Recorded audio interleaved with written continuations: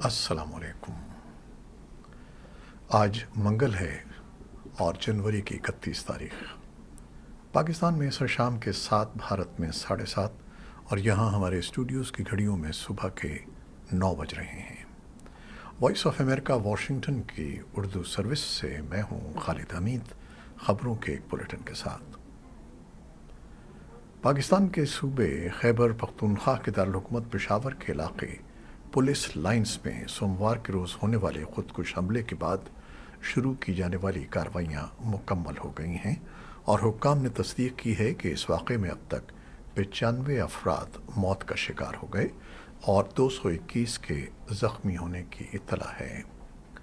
خیبر پختونخوا کے نگراں وزیر اعلیٰ محمد اعظم خان نے انسپکٹر جنرل پولیس معظم جاہ انصاری اور دیگر اعلیٰ حکام کے ہمراہ جائے وقوع کا دورہ کر کے اس واقعے پر افسوس کا اظہار کیا ہے۔ پشاور پولیس کے سربراہ اعجاز خان کا کہنا ہے کہ تحقیقات شروع کر دی گئی ہیں اور یوں دکھائی دیتا ہے کہ خودکش حملہ آور کسی سرکاری گاڑی میں بیٹھ کر اندر داخل ہونے میں کامیاب ہو گیا تھا۔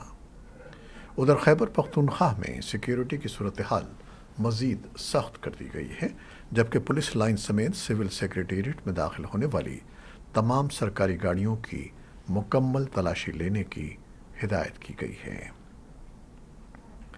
کالعدم شدت پسند تنظیم تحریک طالبان پاکستان (TTP) کے ترجمان محمد خراسانی نے پشاور خودکش حملے سے لاتعلقی کا اظہار کیا ہے۔ خبر رساں ادارے ایسوسی ایٹڈ پریس کے مطابق TTP کے ترجمان نے کہا کہ مساجد سمیت دیگر مذہبی مقامات کو نشانہ بنانا ان کی پالیسی نہیں ہے۔ اس حملے میں اگر ان کا کوئی رکن ملوث پایا گیا تو تنظیم کی پالیسی کے تحت سزا کا مستحق ہوگا۔ TTP کے ترجمان کے بیان سے 10 گھنٹے قبل سربکف محمد نامی TTP کمانڈر نے پشاور خودکش حملے کی ذمہ داری قبول کی تھی۔ اقوام متحدہ کے سیکریٹری جنرل انتونیو گتریس نے اپنے ترجمان کے ذریعے پیر کو ہونے والے اس دھماکے کی مذمت کی ہے۔ طالبان حکومت کی وزارت خارجہ نے ایک بیان میں خیبر پختونخوا کے شہر پشاور میں ایک مسجد پر حملے کی مذمت کی ہے اور پاکستان کے عوام اور حکومت کے ساتھ تعزیت کا اظہار کیا ہے۔ سابق صدر حامد کرزئی اور قومی مصالحتی کونسل کے سربراہ عبداللہ نے بھی الگ الگ بیانات میں پشاور کی مسجد میں کل ہونے والے دھماکے کی مذمت کی ہے۔ پاکستان میں مرکزی اپوزیشن کے رہنما سابق وزیر اعظم عمران خان نے بھی ایک ٹویٹر پوسٹ میں دھماکے کی مذمت کرتے ہوئے اسے دہشت گرد خودکش حملہ قرار دیا ہے۔ عمران خان نے کہا کہ یہ ضروری ہے کہ ہم اپنی انٹیلیجنس معلومات کو بہتر بنائیں اور دہشت گردی کے بڑھتے ہوئے خطرے سے نمٹنے کے لیے اپنی پولیس فورسز کو مناسب طریقے سے لیس کریں۔ پاکستان اور انٹرنیشنل مانیٹری فنڈ IMF میں قرض پروگرام پر مذاکرات ایک بار پھر شروع ہو گئے ہیں۔ ان مذاکرات میں 9ویں جائزہ کمیشن پر عمل درآمد کا جائزہ لیا جا رہا ہے۔ مقامی میڈیا کے مطابق پاکستان اور IMF کے درمیان مذاکرات اسلام آباد میں 3 روز تک جاری رہنے کے بعد 3 فروری کو ختم ہوں گے۔ مذاکرات میں تکنیکی امور زیر بحث آنے کا امکان ہے۔ بعد ازاں فریقین کے درمیان پالیسی سطح کے مذاکرات ہوں گے جو 9 فروری تک جاری رہیں گے۔ رپورٹس کے مطابق منگل کو وفاقی وزیر خزانہ اسحاق ڈار سے IMF کے پاکستان مشن کے سربراہ ناتھن پورٹر کی ملاقات ہوئی تھی۔ پاکستان اور IMF کے درمیان مذاکرات طویل عرصے سے تعطل کا شکار تھے، البتہ پاکستان نے پیٹرولیم مصنوعات کی قیمتوں میں اضافہ کر دیا ہے، جبکہ ڈالر کی قدر بھی مارکیٹ ریٹ کے مطابق کر دی گئی ہے۔ رپورٹس کے مطابق IMF کے قرض پروگرام کی بحالی کے لیے حکومت کو مزید ٹیکس ادا کرنا ہوں گے، جبکہ بجلی بھی مہنگی کی جا سکتی ہے۔ معاشی ماہرین کا خیال ہے کہ آئندہ آنے والے دنوں میں مہنگائی کی موجودہ شرح 25% سے کہیں اوپر جا سکتی ہے۔ طالبان کا یونیورسٹی میں داخلے کے امتحانات پر پابندی کے لیے رد عمل جاری ہے۔ افغانستان میں یونیما، امریکی سفارت خانہ دوحہ، کابل میں جاپان کے سفارت خانے، اور جرمنی نے افغان طالبان کی تعلیم پر طالبان کی نئی پابندیوں پر رد عمل کا اظہار کیا ہے۔ یونیما کا کہنا ہے کہ افغانستان کے طالبان حکام کی طرف سے لڑکیوں کو یونیورسٹی کے داخلے کے امتحانات میں بیٹھنے سے روکنے کا تازہ ترین حکم نامہ غلط سمت میں ایک اور قدم ہے اور مارچ میں یونیورسٹیاں خواتین کے لیے دوبارہ کھولنے کی پیشگی وعدوں کے خلاف ہے۔ امریکی charge D affairs Keran decker کا کہنا ہے کہ تعلیم پر تازہ ترین حملہ طالبان کو کمزور کرتا ہے اور افغانستان کے لیے غربت کے مستقبل کی ضمانت دیتا ہے۔ صدر جو بائیڈن نے کانگریس کو مطلع کیا ہے کہ وہ کووڈ سے نمٹنے کے لیے جاری کیے گئے قومی ہنگامی اعلانات کو 11 مئی کو ختم کر دیں گے کیونکہ دنیا کا بیشتر حصہ تقریباً 3 سال بعد معمولات زندگی کے قریب لوٹ آیا ہے۔ قومی ہنگامی صورتحال اور صحت عامہ کے ہنگامی اعلانات کو ختم کرنے کے اقدام سے وفاقی کورونا وائرس کے رد عمل کو باضابطہ طور پر اثر نو تشکیل دیا جائے گا۔ اس اقدام کے تحت کووڈ وائرس کا علاج اداروں کے اپنے وسائل کے ذریعے کیا جا سکتا ہے۔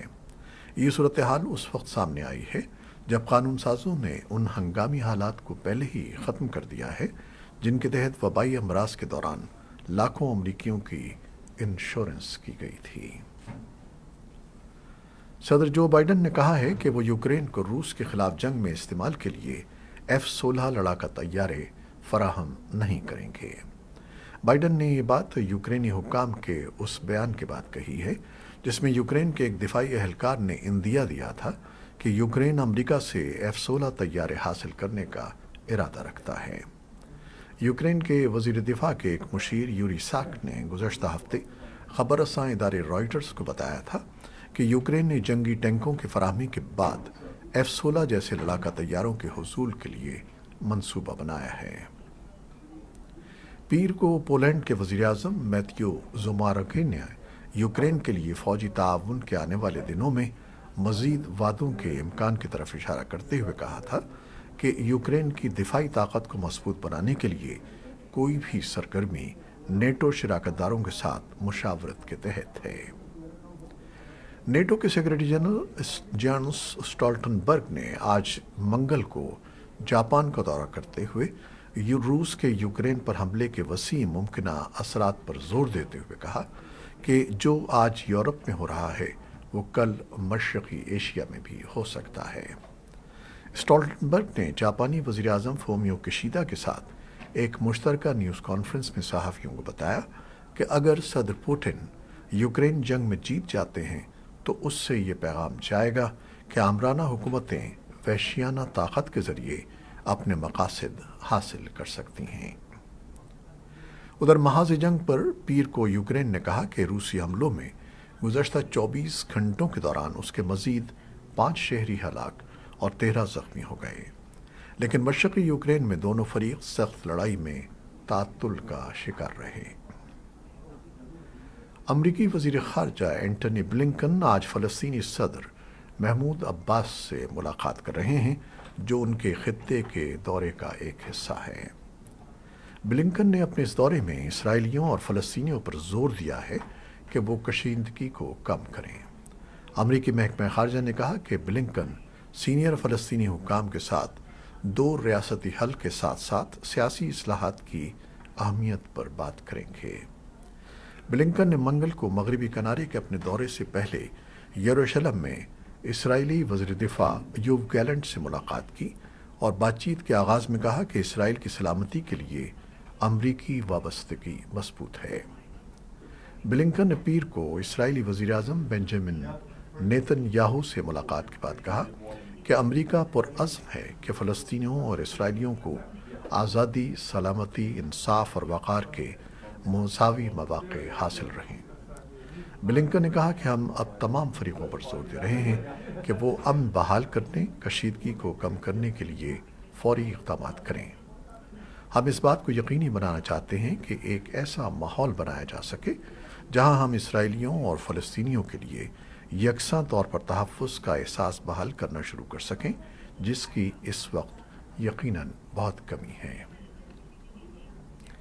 امریکہ اور جنوبی کوریا شمالی کوریا کی طرف سے بار بار میزائل تجربات کے جواب میں مشترکہ فوجی مشقوں کی رفتار اور دائرہ کار میں اضافہ کریں گے اور انٹیلیجنس شیئرنگ کو وسعت دیں گے۔ امریکی وزیر دفاع لائٹ آسٹن اور جنوبی کوریا کے وزیر دفاع لی جونگ سوک نے پیونگ یانگ کی اشتعال انگیزیوں کے حوالے سے مزید پرعزم جواب دینے کا وعدہ کیا ہے۔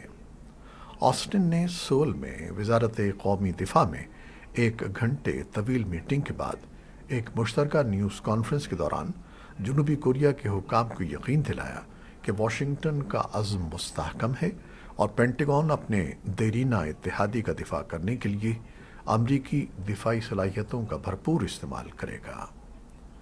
میٹنگ سے پہلے امریکی حکام نے اس سال کے آخر میں مشترکہ لائیو فائر مشقیں دوبارہ شروع کرنے کا وعدہ کیا تھا۔ آسٹن نے آج منگل کو صدر یون سوک یول سے ملاقات کی، لیکن دونوں نے میڈیا سے بات نہیں کی۔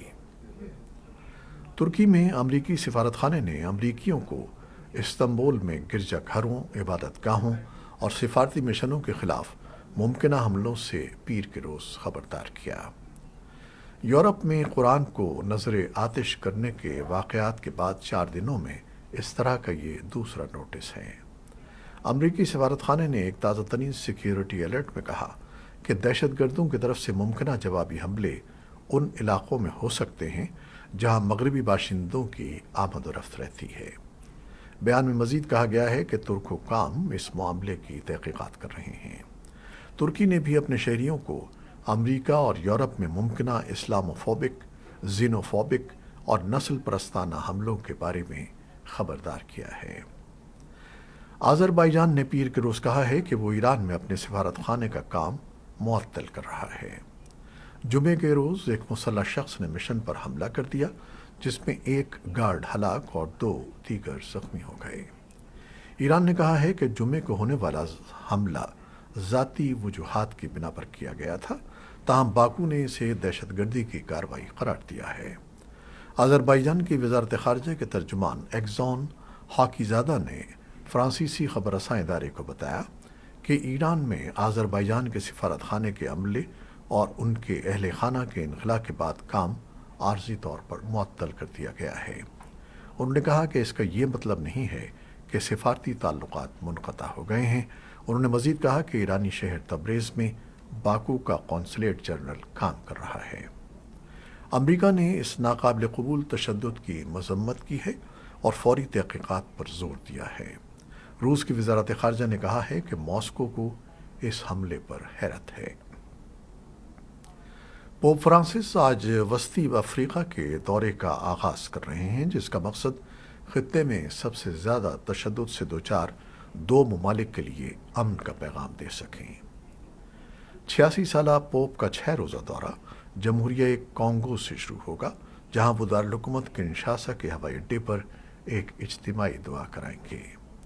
پوپ جمعے کو کانگو سے جنوبی سوڈان کے لیے روانہ ہوں گے۔ یہ تھیں وہ خبریں جو فیس بک لائیو پر ہم نے آپ کے لیے پیش کی۔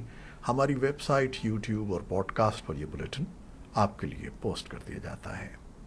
اب ہمارے بلیٹن کو شیئر کرتے ہیں اور اپنے کمنٹس میں اپنی محبتوں اور دعاؤں کا اظہار کرتے ہیں، جس کے لیے ہم آپ کے فرداً مشکور ہیں۔ اپنی ان کاوشوں کو جاری رکھے گا۔ کیمرامین فواد الیاس اور نیوز ایڈیٹر بہجت جیلانی کے ساتھ خالد حمید کو اب اجازت دیجیے گا۔ اللہ حافظ۔